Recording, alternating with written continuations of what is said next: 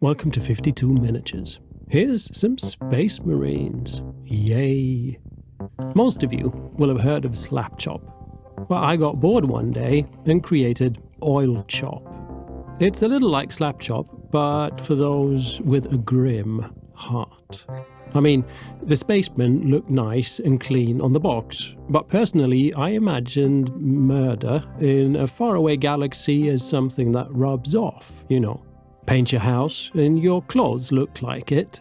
Stick your chainsaw in a demon and your power armor should look the part too.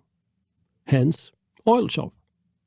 This hobby needs fun, mistakes, experiments, and the occasional muck. So here is most probably the technique you never knew you didn't need. Oilchop. I've primed these space anti-heroes all black, and then, like with Slapchop, they need something bright or white on top of that. I prefer a warm white for this, first applying the paint with a damp sponge. The paint is thinned with water so I can build up brighter and brighter layers with each pass of the sponge. Using the pointy end of this makeup sponge first in the hardest to reach areas, then applying all over. This style of painting can be called grisal or en grisal, stemming from the French word of grey, essentially creating a monochrome painting. This is a thing, a traditional painting method. The painting often intended to be only monochrome, but this technique is also often used to create a base that can be coloured in with transparent paints. That's where we're heading. Where my sponge doesn't reach, I generally go in with a dry brush. I love the sponge because it gives a less chalky thing, but it also doesn't reach everywhere. Finally, I round off with a final layer of sponge, and the result is a pretty bright sort of black and white space marine. I'm now going to paint oil paints on top of this. If you have any questions, or even, what? Oil paint? What do you mean? Is that even allowed? Then go check out my thorough and in-depth introduction video on oil paints. Now I'm adding this like it would be a contrast paint. The paint is thin with a lot of white spirit, like somewhere in the realm of 1 part paint to 3 parts solvent. Also, I'm using transparent-ish pigments. Art paints, like proper paint bought in a art supply store, not the hobby kind in the tiny bottles with a funny name and a slight inferiority complex, are most often single pigment. And because different pigments have varying degrees of transparency, the paint is labeled if it's more towards the transparent side or not. I only use the ones labeled transparent-ish. So like a contrast paint, the stuff underneath kind of shows through. I then smear this stuff on everything that should be blue. Pretty messy, right? Space Marines is actually a great test for me because of the panels. The flat surfaces are really the Achilles heel of things like contrast paints, including my oil paints. But this will serve a purpose. You'll see. I do a yellow. That flows out a lot nicer, actually, even though it doesn't really matter. And a red. The red, however, was initially stippled with a pale sand rather than the warm white on the other two. The red kind of needs a warmer undertone. Anyone painting with red contrast paints will know they often tend to look pinkish. A warmer coat underneath remedies this a little. And then I let these sit until the paint no longer looks wet. So this is when you can have a coffee and check if your pile of grey plastic is still feeling okay. Then I go in and smooth and remove. I've got a different type of more disposable makeup sponge, wedges. I stipple these around and it does several things. It evens things out and acts as an eraser. But it won't erase everything. You know, stuck in that microtexture that the base sponge created, it just won't reach there. And the result is something that looks like it had paint on, but then, several exterminated worlds later, paint came off. Doing this by stippling with cotton buds would probably work too. This all works a little differently on the different marines. Some paints stain the surface more, you know, variables. I love variables. Things are allowed to just happen. I don't necessarily think that control is the key to a happy hobby. Regardless, Now, to get the edges back, I use a cotton bud damp in white spirit and swipe it against the edges and areas that I want bright again. So this is like being able to erase, a great fun painting phenomenon that we're not used to. I did the same procedure with the remaining colors, like grey on the weapons, brown on pouches, yellow instead of gold, that kind of stuff. And I have my perfect grim, but not yet dark, base. Now there's two ways to move forward. One is to add the original oil paint and white spirit mixture to anywhere one wants shaded. Paint on a little bit and then feather it out with a dry brush.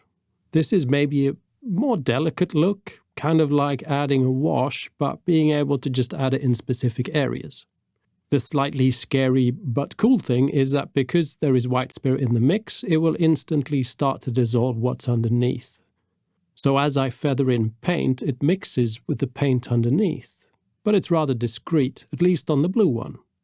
My favorite, however, is to add oil paint straight from the tube.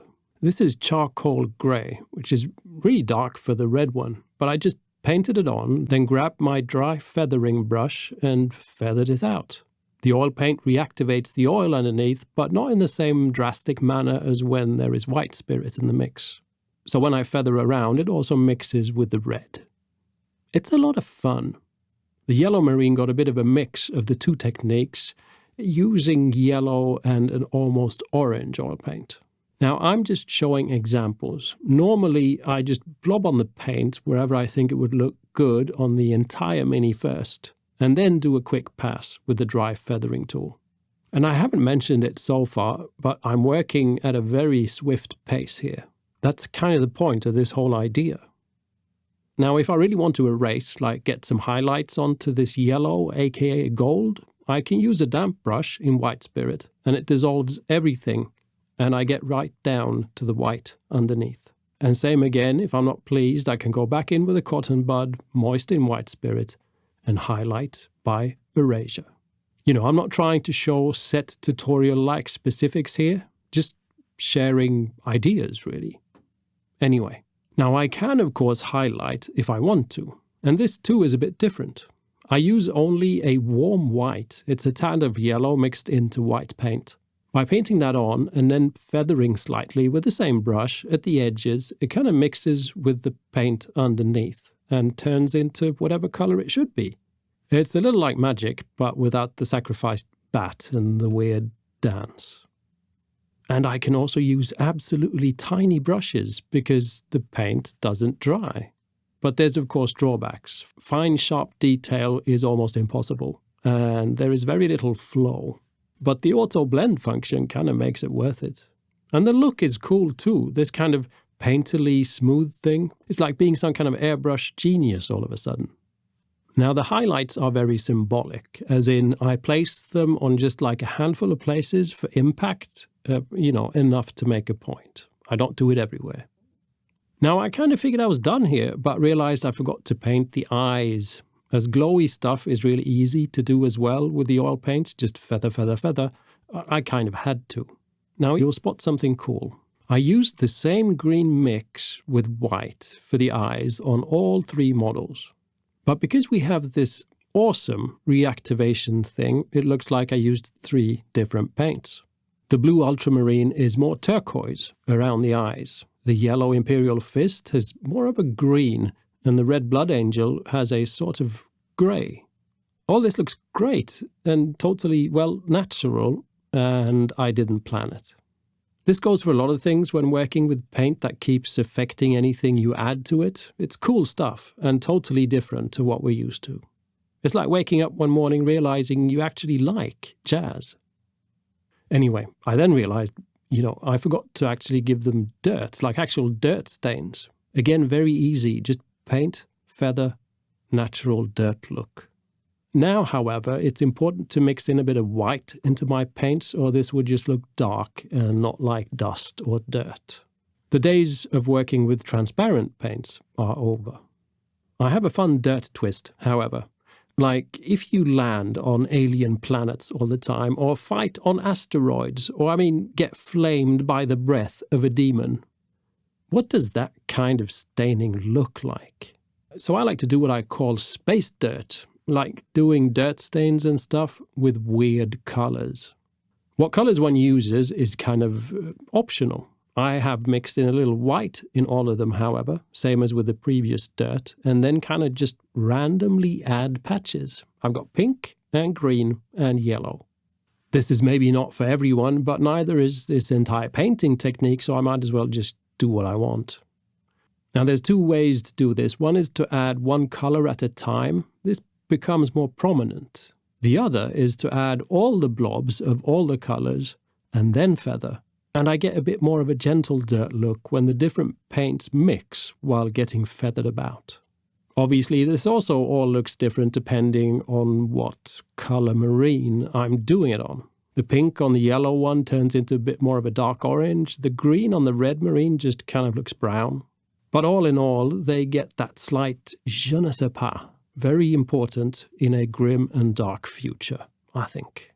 And there we are. It's more oil than slop, but there we go. Space is no longer safe. Now, this has been the sort of stylized version.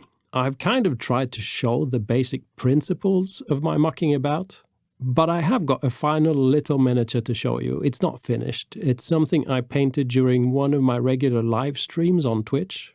So all in all, it's probably just half an hour's worth of unconcentrated painting time. This mini was painted with the same principles as I've shown, but all done at the same time. So I didn't do one layer first, and then add some shading, and then add the weird colors. I just painted all of that at the same time with thinned oil paints, and then removed slightly wherever I wanted highlights. This is super fun, but kind of works best on slightly more organic textures like cloth and that, than it does on the very straight paneled Space Marine. I think this is all very cool. I hope you liked seeing something different. I'm by no means trying to replace contrast style paints or sell you a fab new painting technique. I just think something a little different every now and again keeps me happy in the hobby. And in the long run, that is what keeps me painting. So a few oil paints are kind of worth it. And even artist-grade oil paints are, after all, not really more expensive than contrast paints. It's kind of funny, that. Good luck with whatever you're working on, and I hope I'll see you in the next video. Please like and subscribe, and consider checking out my Patreon if you want to support a bit of muck in your hobby YouTube. Thank you for watching.